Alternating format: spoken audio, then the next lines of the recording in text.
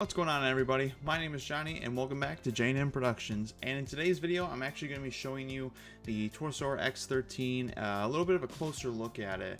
I originally did a shot of me talking about it for a little bit, and I did this to 3 other videos and it looks like complete crap. The rest of the footage that I did with holding the camera stick and showing around it was fine, but for some odd reason it didn't work well with the camera stand and the quality just wasn't there. So I'm just going to do this voiceover really quick. For this video I have a closer look on all the little details and specs for the scooter, and then my next video is a parameter video, and then the third video is going to be a versus. So we got the EA Pro versus the X13 and which one you should buy. So that's really going to be it. I obviously will do this in the other videos just because the other ones didn't turn out well either. But the rest of the footage that I had showing off everything else was perfect. So we're going to go ahead and go from there and enjoy the video.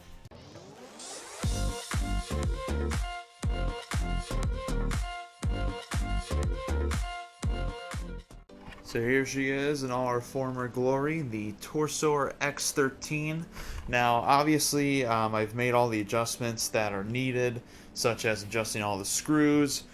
Main thing also is adjusting the headlights. But like I mentioned before, that display is no longer valid. So I'm just going to probably wrap this up in some sort of wiring tape and just have it blend in with everything else with the wiring in the scooter.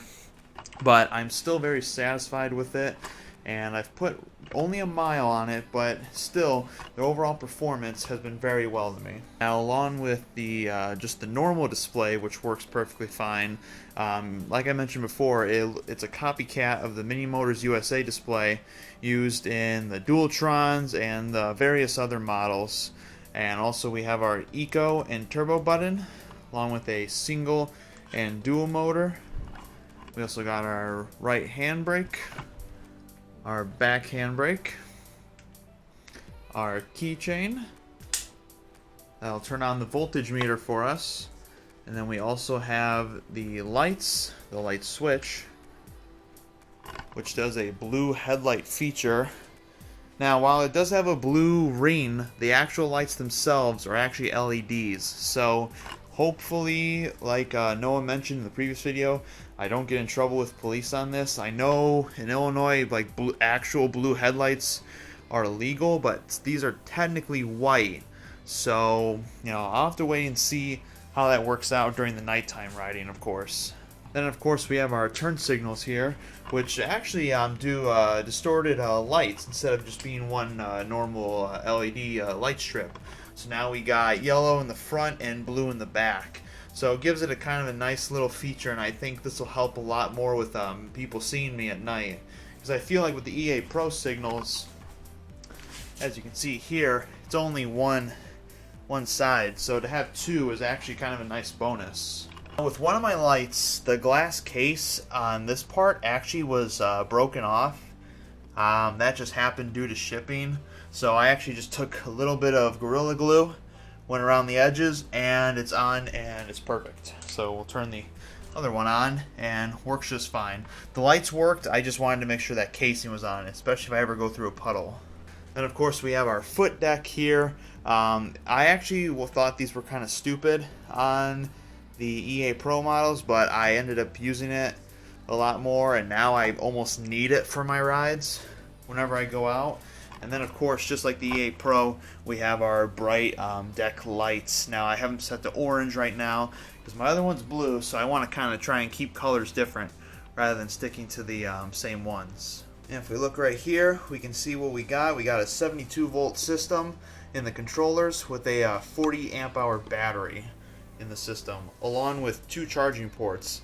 And I actually got 2 chargers from him, so thank you, Wayne David. Now going back up to the front here, we got a new Toursor logo in the front with almost like, I wouldn't say like a chassis, but just kind of like a metal chest box in a way. In some of the models, they actually put the controllers inside here, but like I mentioned before when I took it apart, both controllers are in the scooter, so that's alright. I hope I wouldn't need to touch them anytime soon. And we also have the giant suspension forks Now, this is different compared to our E8 Pro, which used a spring shock, but I ended up replacing it with a 190mm A5 air shock just because the spring was giving me speed wobbles over 40 miles an hour. So Wayne David promised me that this eliminated all speed wobble issues. So we'll need to wait and see what happens when we get at higher speeds, but just based on how beefy this suspension is, I actually pretty much believe him for now. Then of course one of the bigger features with the scooter are the giant 13-inch tires. Now just for comparison, here's my hand, so practically covers the motor and not even the whole tire itself. And then we go over to the E8 Pro over here, and my hand covers the whole wheel, and that's with the rim and all. So there's definitely a huge difference. I mean, this is 11-inch and 13-inch, so obviously it's going to be different in size, but they're almost the size of maybe like a 50cc moped, maybe even like the Grom tires. You know, maybe those were like 14, 15-inch. So right around almost moped to motorcycle tires, which is insane for an electric scooter like this. And since you've still got the scooter on here, all you gotta do is once your key ignition is turned, you're gonna hit the power button up here, and ta-da, it's already on. We also have the mode changes here, so we can change it from gear 1, 2, and 3. Then once we press it again, it just shoots back to 1. This is currently in kilometers per hour. There's a parameter setting to change it to miles per hour, but it wasn't working for me. But I do have a parameter video coming out, so hopefully I'll try and explain this a little more. Now as for accessories, I added quite a bit compared to the original. Biggest thing was I replaced the grips. They're basically the exact same ones here on the E8 Pro. You know, they're nice, but you know, rubber, you know, not really the most comfortable. They move around a lot, so I instead replaced them for ODI grips. These were recommended by a buddy of mine in Chicago, and much better. And what's nice with these is that you can actually use an Allen screw and tighten them in just so they don't move around like those do. So it's just a better grip, and it'll be better for me using the throttle and brakes too. And then for both sides, hello YouTube, this is actually the Miracle mirrors. This was recommended by my buddy Vu. He's used these pretty much on all of his scooters, even going back to his chain-driven ones. And these are probably the best mirrors you can use on these scooters. I've seen a lot of people showing like different modifications you can use on the giant tall mirrors that rise up, but all of them that I've tried have failed. And at that point I was just spending money on Amazon constantly trying to find the right mirrors. So I ended up sticking with these ones, as I did with the E8 Pro, and they respond perfectly. And just like the E8 Pro, I bought a handlebar extender, so I was able to get the same exact phone mount, and for a little bit of a bonus, I got a ball joint GoPro accessory. So what I plan on doing is buying a GoPro stick that has an end attachment, so if I can turn this down, I can actually show footage of me riding it. So I think that'll just be better addition for camera angles and all that stuff. And then of course you can't have a scooter without a Wildman pouch. Practically I've had these on all my scooters, and pretty much everyone I know that has a scooter has these. So for this one I added it across the front of the trestle bars, and then the second one I actually added at the bottom of the suspension right under the wheel, and it works great. Obviously I'm able to put more tools in here, more just little stuff I need, because I have like special wrenches and all that. And then as one last bonus, might not see it too well, but for the tires, they were missing their stem caps, so I just went to the store and bought cheap $3 blue ones just to kind of give it a unique look. I was originally looking at one that reads off your tire pressure for you, kind of like the display here, but it was like 40 bucks, and I really don't think I need it for a scooter like this. If I need to check the tire pressure, I'll just use my electronic one to tell me what my tire pressure's at.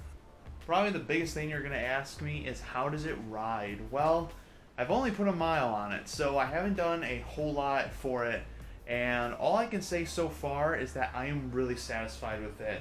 It is beyond smooth, and actually more smoother than the E8 Pro, simply because of the street tires. I knew that was going to be a thing with adding it, but just on top of that, I can already tell it's faster, obviously because it's 7,000 watts, but just the overall speed and acceleration, it's up there, and it's set on 3, which is kind of the in the middle for acceleration.